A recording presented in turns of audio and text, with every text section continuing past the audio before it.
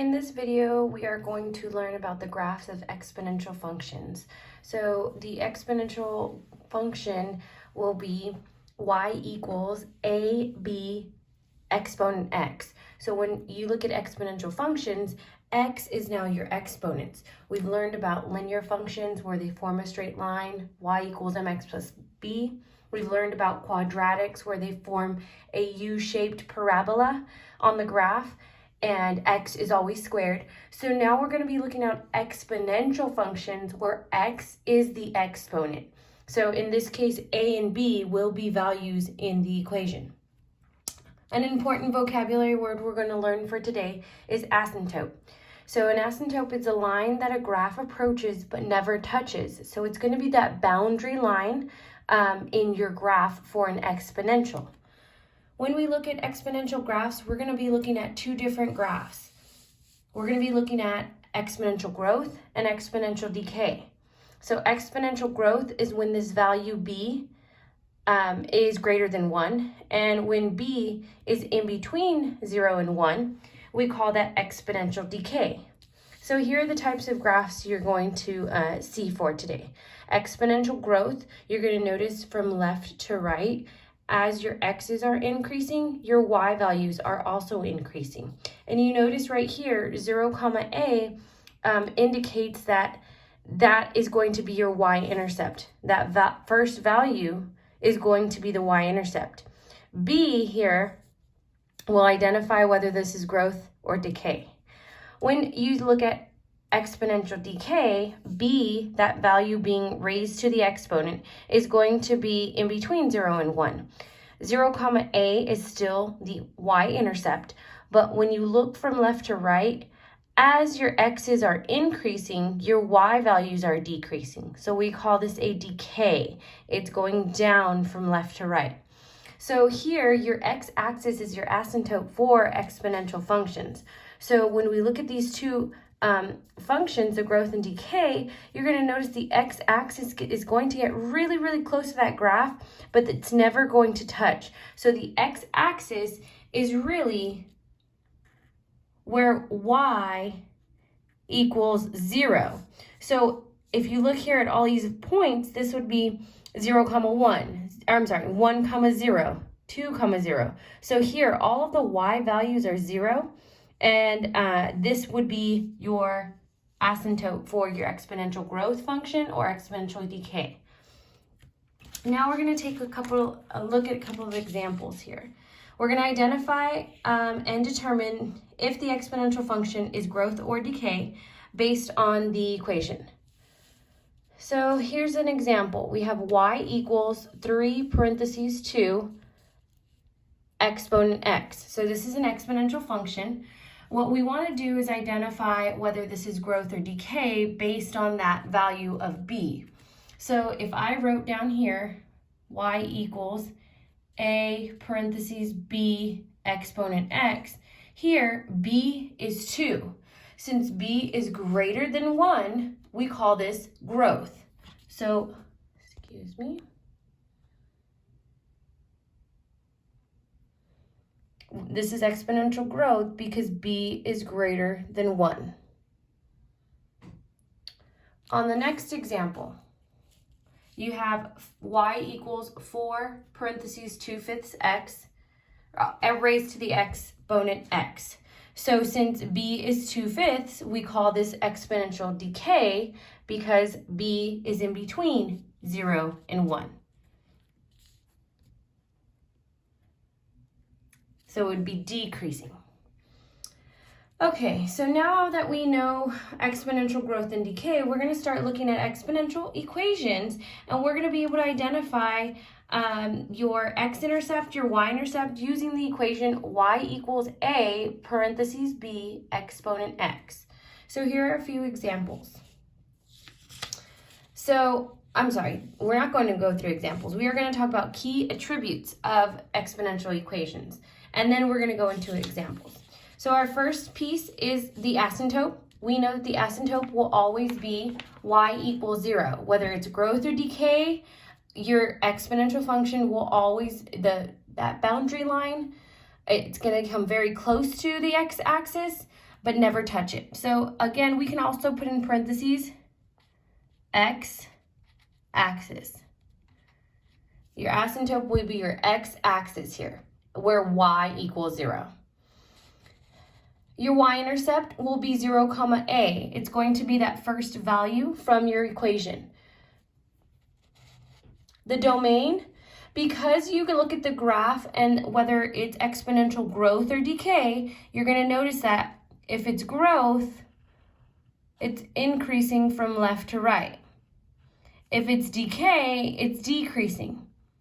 But no matter what, since this graph goes on in both directions, this is going to be all real numbers for the domain. Your range, however, will be restricted since it doesn't go further than a certain point for your y values. Not all of the y values are included here. So your range will depend on your a value. If a is positive, we say it's y is greater than 0. It's not equal to 0 because the boundary line is where y equals 0. It never touches or gets close or crosses it. So we know that y can be any value greater than 0 if a is positive. If a is negative, it will flip the graph, just like parabola. If that value in front of the x squared is negative, it just flips it to face down. So then we would say here, for exponential functions, y is less than 0 if a is negative. So now we're going to look at a few examples. If you need more time, go ahead and pause the video, rewind, and write a couple of these pieces down so you know how to fill this next piece out. Now we're going to look at an equation and identify growth or decay, the y-intercept, and asymptote and domain and range. So our first example, we're going to go ahead and... Our first example is f of x equals 1/2 parentheses 6 exponent x. So here we want to identify a as 1/2, b as 6, x is our exponent. So remember, if it's growth, b will be greater than 1. If it's decay, b will be greater than 0 but less than 1. So when I look here, b is 6. So since 6 is greater than 1, we call this growth. Our y-intercept. Now remember, your y-intercept will always be 0, comma a. Here, a is 1/2, so the y-intercept will be at 0, comma 1/2. Your asymptote. Your asymptote is where it crosses or gets very close to but never touches. Your asymptote will always be y equals 0. Your domain are the x values. Your x values here are never restricted, so it will be all real numbers always. Both of these will stay the same no matter what. And your range, since that value in front of b, since a is positive, we know that the range is going to be y is greater than 0. Now let's look at one more example. Here we have f of x equals 2 parentheses 0.5x. So in order to determine growth or decay, we look at b. Here, a is 2 and b is 0.5. Since b is 0.5, this value is in between 1 and 0.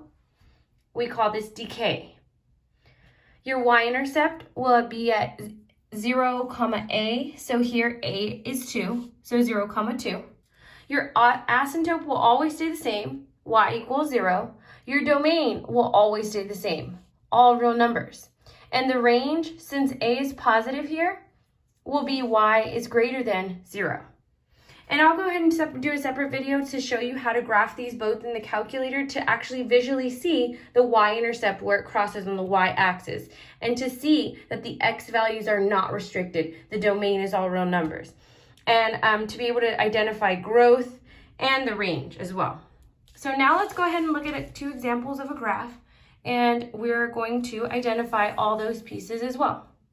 In this example on the left, when I look at this, the first thing I want to identify is whether it's growth or decay. Since my graph is decreasing from left to right, we know that this is exponential decay.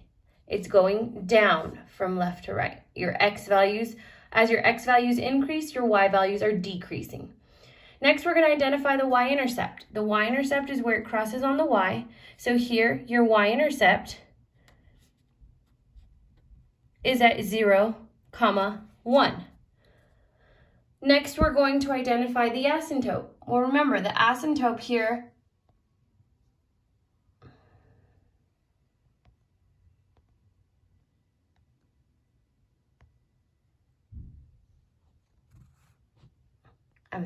let me fix that. The asymptote here is going to always stay the same no matter what, and the asymptote is y equals 0. It's this close boundary line. It gets really close to the x-axis but never crosses it, and so this is your asymptote, y equals 0. Your domain will always stay the same, all real numbers. There's no restriction on your x's. Your range, since this is above, you ask yourself, are all these values above greater than 0 or less than 0? They're greater than 0. Let's look at one more example over here on the right. In this example, you want to notice your graph is increasing from left to right. Since it's increasing, we know this is exponential growth. To identify the y-intercept, we look at the y-axis, and your y-intercept is 1, again in this example. So 0, 1. Your domain will still stay the same, and your asymptote. So your asymptote and domain, y equals 0 for your asymptote, domain, all real numbers. And you look at your y values here. Your y values are going to be greater than 0. Now we're going to go ahead and look at a few examples to recall domain and range on exponential functions when you're looking at real world or when you're looking at a graph with points at the end. So if you need more time, pause the video or rewind. In this example, we have a real-world example of domain and range for exponential functions. So the exponential model for the population of deer is n of t equals 80 parentheses 1.1447 exponent t. We're going to identify the domain and the range. Remember, the domain are the x values here, and the range are the y values. We cannot say here that the domain is all real numbers because this is a real world example. You can't have negative values for deer. So you know that the range or the y's are restricted, the domain is restricted, and so is the range. So when I look here and I look at the domain, I'm looking at the x values. So when I look at the x values are going to begin at 0 for x, and they go on and on and on and on and on. So the domain will be x is greater than or equal to 0, and it's a closed circle, so I know it's equal to. The range will begin at 80, and they're going up. So since the range is starting at 80 and going up, we say that the y is greater than or equal to 80. So in words, all real numbers greater than or equal to 80. One more example of an exponential functions to identify domain and range will have closed circles in the end. So here I can't say the domain is all real numbers. The range is not y is greater than 0 or y is less than 0. I need to restrict the graph.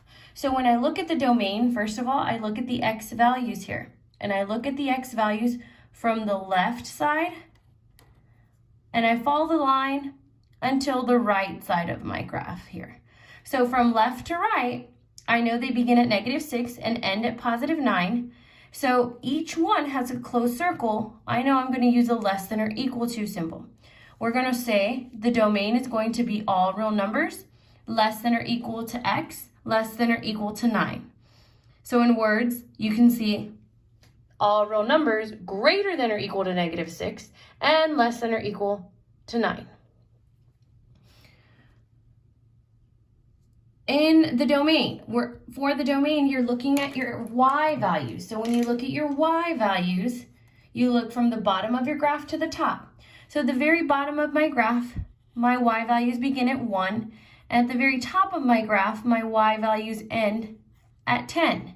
So my range will be y is 1 is less than or equal to y, less than or equal to 10, because they're both closed circles. And in words, we're going to say all real numbers greater than or equal to 1 and less than or equal to 10. Now you're going to practice on your own.